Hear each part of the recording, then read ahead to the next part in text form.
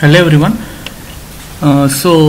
In the previous class we just had an introduction about the subject environmental studies, about the question paper pattern and the syllabus, course objectives, outcomes, and introduction to subject, and some basic definitions like who coined the term environment and what is meant by ecology, what is meant by ecosystem, and different types of ecosystems. Okay. In today's class we shall talk about the biodiversity. Okay, so this is the content of today's presentation, that is what is meant by biodiversity, what are different types of biodiversity, then biodiversity conservation, and what is the benefits of biodiversity to us, and what are the threats and how do you conserve the biodiversity, and biodiversity conservation in India, and biodiversity hotspot, and finally conclusions. So what is exactly the term biodiversity? So this term was firstly coined by Walter G. Rosen in the year 1986. Okay, so the term biodiversity originates from two terms, that is, one is bios and diversitas. Bios means life in Latin, and diversita means variety or difference. Okay, so in generally it can be called as the variety of life. Like you might have seen the different forms of life under different ecosystems. That means the plants and trees which exists in water ecosystems are in the river or ocean are different, and the plants and trees which are there on the land, so they are different. Okay, so each species has different varieties based on the ambient atmospheric conditions and the living conditions in which they survive. Okay, so broadly this can be classified into three types, that is species biodiversity, genetic biodiversity, and ecosystem biodiversity. Okay, so this you can see there are various kinds of species, and that species are, again, it depends on the genetical characteristics, okay, or genes in which through which the species diversify. Then the consumptive species will form the different types of ecosystems which we have discussed in the earlier class, like river ecosystem, ocean ecosystem, terrestrial ecosystem, land ecosystem. So in detail we shall study about the ecosystem and their interactions maybe in the future classes. Okay, as of now these are different types of the biodiversities. So coming to species diversity, it is the effective number of different species that are represented in a collection of individuals. Okay, so that means you can see the different species. Okay, so you can see the tiger, the cobra, the reptiles, mammals, the insects, the different kinds of animals, different kinds of plants. Okay, and that is called as the species biodiversity. And genetic diversity refers to the level of biodiversity depending upon the total genetic characteristics in the genetic makeup of the species. Okay, so that means each organism have the DNA or the genetic characteristics. Okay, so when you see the characteristics of amphibians which is shown in the figure, so they have peculiar characteristics that they are they are called as amphibians because they can also survive on land and they can also survive under water. Okay, so likewise, so some species are genetically specific.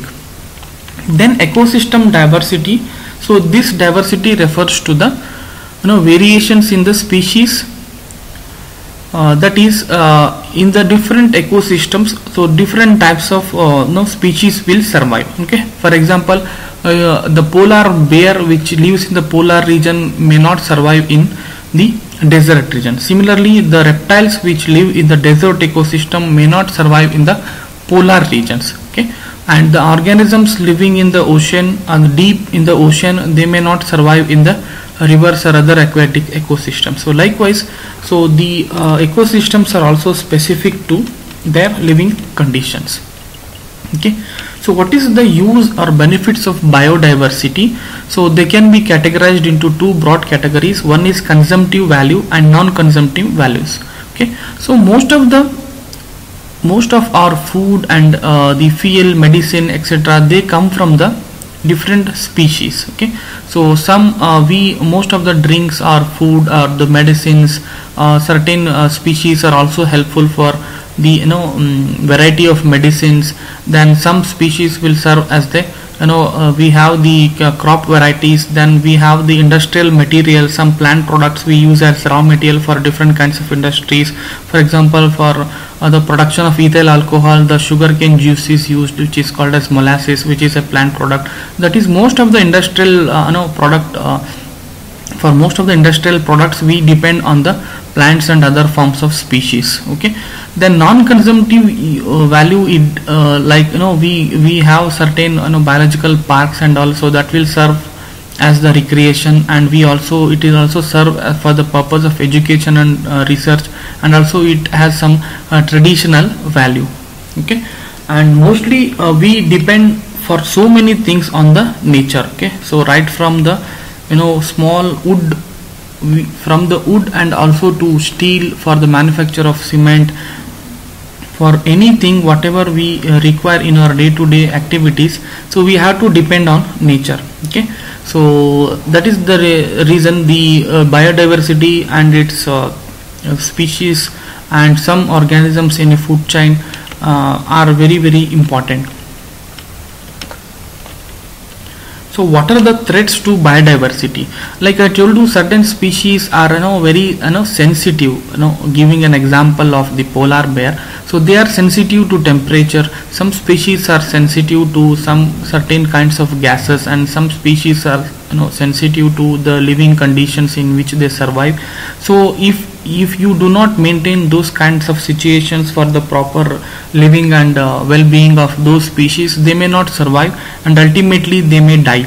Okay, so that is called as the threats to biodiversity. Okay, nowadays, due to the narrow geographical areas and due to some anthropogenic causes, anthropogenic activities means human activities are also called as anthropogenic activities. Okay, so due to low population, due to low breeding, in some of the species the breeding rate is very, very less. Okay, so that is the number of offsprings rate or birth rate is very, very less, and in some cases there could be some natural disaster like tsunamis, forest fires and volcanic eruptions. Because of that, the species tend to change their habitats and they try to migrate, and because of that they cannot survive in the existing living conditions from their older ones. And certain anthropogenic causes like the pollution, which is very rampant nowadays. In India, as you have seen, there are every year we hear the pollution problems in New Delhi because of the stubble burning and all, and which has dislocated many of the species, and because of the hunting and global warming and due to extensive agricultural activities and all. So there is a lot of threat to biodiversity and different types of species. Then it is our prime job to conserve the biodiversity. Okay, so conserve means we have to protect the species in such a way that they do not go extinct. Okay, so for that reason, so we have to conserve the biodiversity. Okay, so conserving the biodiversity in the protected habitats. So habitat means living place. We create such and so conditions that they feel that they are living in the natural atmospheres. Okay, so basically we classify this as in situ conservation and ex situ conservation. Okay, so we actually make these species to survive in their living conditions by artificially creating those conditions. Okay, so for example, we have the tiger national parks and we have zoos and all. So to conserve these species to go extinct, and in we have the gene bank which is placed. We will maintain certain species or genes so that they may not go extinct in future days. Okay, so these are the classification of in situ and ex situ conservation. Okay, so it could be the biosphere reserves, the national wildlife parks and terrestrials and marine and the grassland lakes and all. So ex situ conservation means the sacred plant home garden, a seed bank, cryopreservation, that is preservation of the seeds and other of the species in a very low temperature so that they can survive, and botanical gardens and zoological garden, aquariums and all.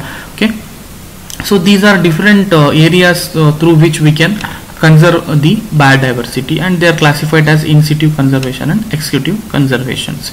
Okay, so this is just a picture which shows the different categories of species and their percentage distribution, and the species which are threatened, especially particularly in India.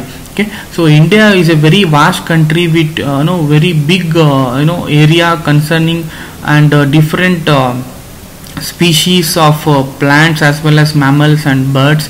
Okay, and India has housed millions of species across its length and breadth because of the variety of the temperature regions in our country. And as you can see, even then, because of some anthropogenic activities and all, so some of the species are threatened. Okay, so around there are 386 mammal species, out of it 41% are threatened, and birds are there are more than 1200 types of species of birds, and around 7% of bird species are in threat, and we have reptiles of around 495, out of that 46% is threatened. Amphibians are 207 and around 57% is a threat. Okay, and freshwater fishes are around 700 and 70% is under threat. So this is mainly because of the excessive discharge of the pollutants into the rivers and freshwater aquatic bodies, so due to which most of the fishes species are not surviving and they are dying. You might have also witnessed whenever you are moving across a water body or river body, some fishes might have died and they may be floating on the surface. Okay, that is mainly because of the human activities and excessive discharge of pollutants and human and animal waste into the water bodies. Okay, so there is a term called as biodiversity hotspot. Okay, so what is this hotspot? Unlike your Wi-Fi hotspot, so we have something called as biodiversity hotspot. That means the area which faces serious threat from human activities and supports a unique biodiversity. Okay, so that means these hotspots are categorically categorized based on the living conditions and the atmosphere, and in India, so what is the criteria to be qualified as the biodiversity hotspot? That means the hotspot, whatever we have identified, it must contain minimum of 1500 species of vascular plants, that is greater than 0.5% of the world's total as endemics, and it have lost at least 75% of its original habitat. So considering these two criteria, so there are various biodiversity hotspots. So in India, so the biodiversity hotspots is usually located in the following regions, which is as shown here. The Western Ghats or Sahyadri mountains, which contains high rainfall, and it contains the states including Maharashtra, Goa, Karnataka, Tamil Nadu and Kerala. So there are over 6000 vascular plants, 3000 are endemic belonging to 2500 generic species. Then Eastern Himalayas region comprising of Bhutan, northeastern India and Nepal, it has nearly 163 global threatened species including 45 mammals, 50 birds, 17 reptiles, 12 amphibians, 3 invertebrate and 36 plant species.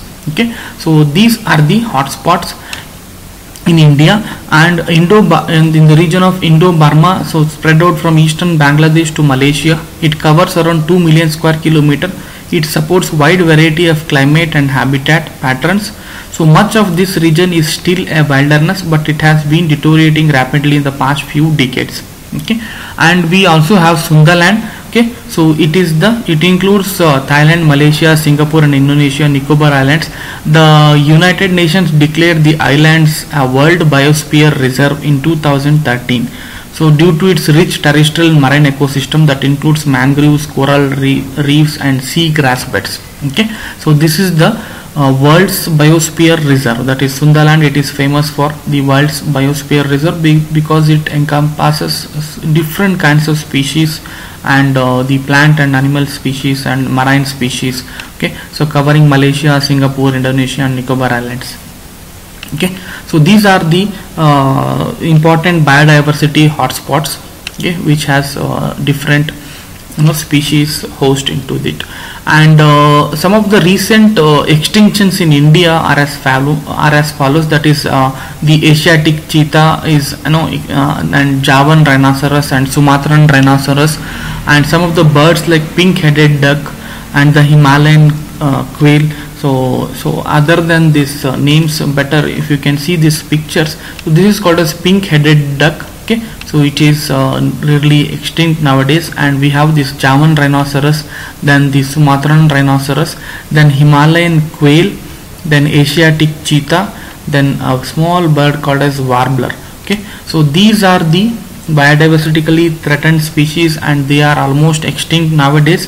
And if this process of human intervention along with the are due to the natural conflicts or the natural causes, or because of the human man-wild conflicts, so there could be the loss of biodiversities. That is the reason the governments and the different organizations and environmental organizations and United Nations environmental program, those people have formed various committees to look after and maintain the biodiversity, and they have identified, many countries have identified the biodiversity hotspot so as to ensure and see that these species will survive in the longer run, and they benefit humans, as well as we shall maintain the better coordination between the humans and the animals, so that the biodiversity remains intact. Okay, and these are some of the legislations, that is Environmental Protection Act, which was enacted in the year 1986 to prevent the environmental problems, to prevent the environment from various hazards and risks, and the Fisheries Act, which was enacted in the year 1897, then Forest Act in the year 1927, the Forest Conservation Act, which was again amended in the year 1980, then Wildlife Protection Act was enacted in the year 1972, which protects and the poaching and hunting of animals for its skin or any valuable products. Then Wildlife Protection and Act was amended again with new regulations and laws in the year 1991. Then India has enacted various policies to prevent the environment, that is National Forest Policy, which was amended in the year 1988, National Conservation Strategy and Policy Statement for Environment and Sustainable Development, National Agricultural Policy, National Land Use Policy, National Fisheries Policy, National Policy and Action Strategy and Biodiversity, National Wildlife Action Plan and Environmental Action Plan.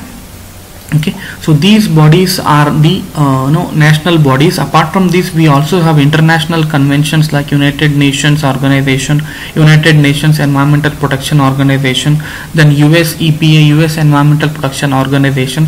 So these people will frame the policies and regulations to maintain the sustainability, and we have United Nations along with working with all these organizations, and they established the goals for the future generations to come in order to have the sustainable development.